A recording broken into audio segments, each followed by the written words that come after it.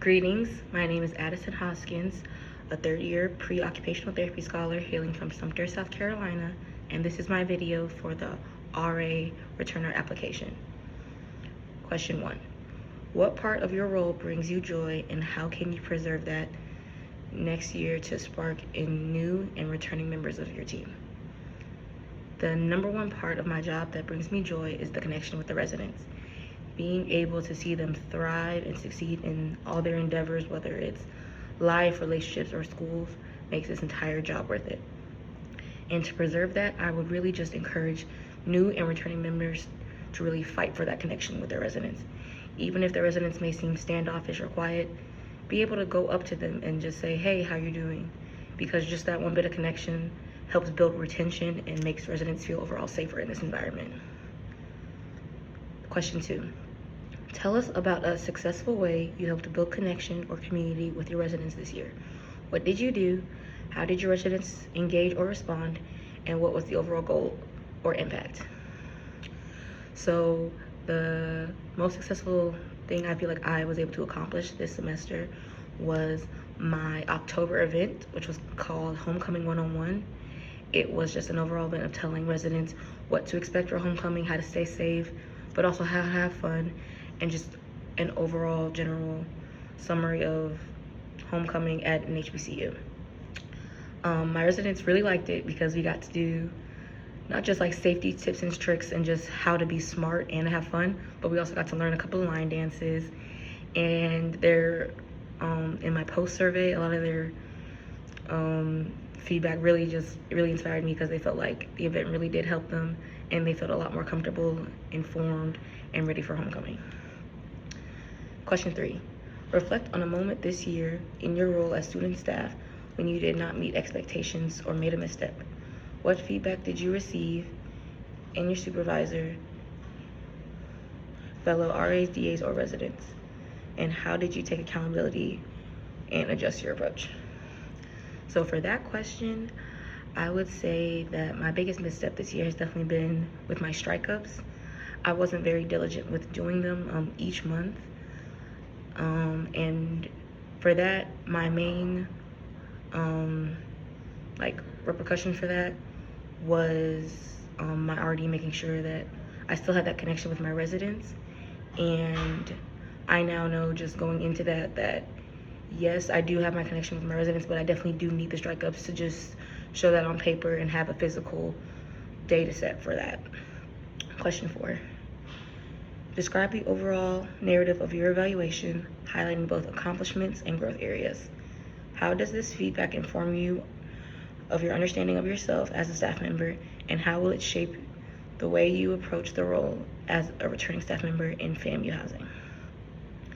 So the overall narrative of my evaluation was definitely positive. A lot of the main highlight of it that really affected me was when my supervisor commented that I have a very positive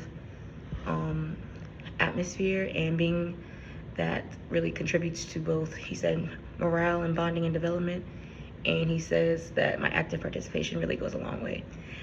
And that really just made me happy, because I really do strive to be a positive just light in every room I walk in, and to be a positive influence with all people around me, because that's just, I feel like, me as like a base person, and I strive to put that through just not my life, but to make sure my residents feel that positivity too, and they're just able to feel safe around me and just someone I can come to.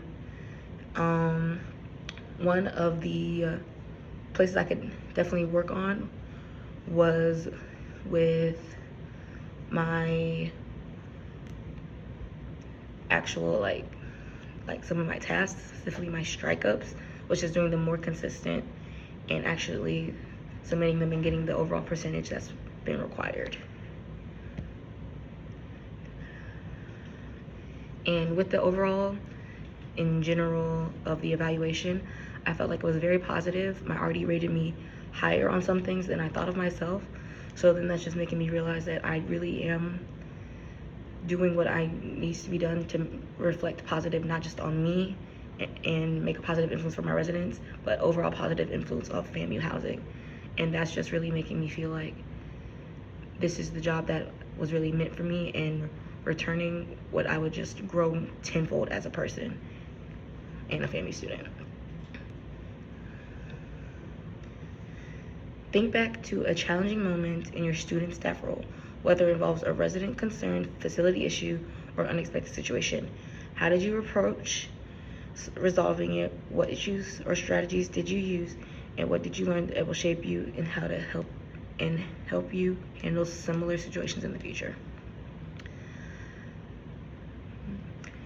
The biggest challenge I definitely faced in the beginning was really connecting with my residents at first. They're all second years and honor students, so they're all kind of very reserved and everything.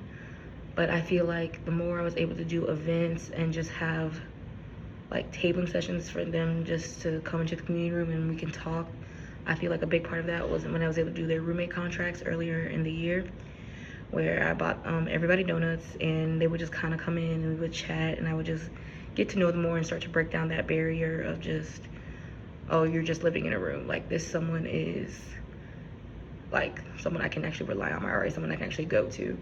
And they have been coming to me with like certain, not even just school issues, but personal issues as well. So definitely breaking down that barrier has definitely really helped me. And different strategies I've been using has just been having an open line of communication, whether it's just sending messages in the group me as much as I can to let them know I'm here, let them know about certain events, whether it's my events, other RA events, or just things on campus.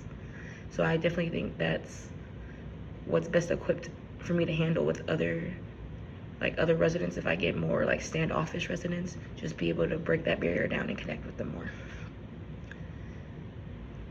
Next question. How do you respond when given a directive you do not agree with? In your answer, describe how you manage with your own attitude, remain professional, and ensure your response supports positive team morale and cohesion.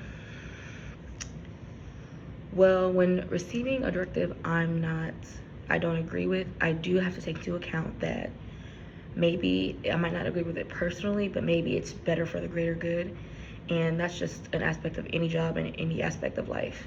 You're going to find things that you do not personally agree with, but they might be better for the greater good for the company, the group as a whole, or in this case, housing as a whole. If I don't agree with it, I will take that time to myself and just generally be able to go through my feelings and be like, I don't think this is right, I don't think this is fair. But I do have to consider that I have to be professional. I am representing FAMU housing, and I have to show that with my attitude. With remaining calm, I just have to put on a professional face and realize that not everything in life is going to be the way that I think it should be, and that's okay. I just have to put a smile on my face and go with whatever my supervisor says and whatever the direction of whatever response or initiative that the people over me have put in place. What advice would I give to my past self starting this role based on what I know now? Definitely, it would be that you need to know how to manage your work-life balance. Being in different orgs, being active on campus, and just wanting to spend time with my friends, and being in a STEM major, it's definitely a lot to put together. And when I first started out, I had a really, really hard time with balancing everything. And I let that slip through the cracks of a lot of my administrative duties. And I really wanted to make sure that this year that did not happen. And I feel like I've definitely improved from my first year as an RA. During spring semester of last year, I definitely feel like I have improved on that. But that'd be the biggest advice I give to myself. Learn how to make a schedule. I'm getting more diligent with making Google Calendar, setting reminders for myself, just to be able to do all the things that I want to accomplish, because it is possible. It's just I need to make a plan and execute that to the best of my abilities. So my biggest advice would definitely be learn what is most important and how to do this. Where do your responsibilities lie? What is most important to me, and the fact that I want to succeed in my career, with my degree, in my personal life, and other curricular activities. So work-life balance. Thank you.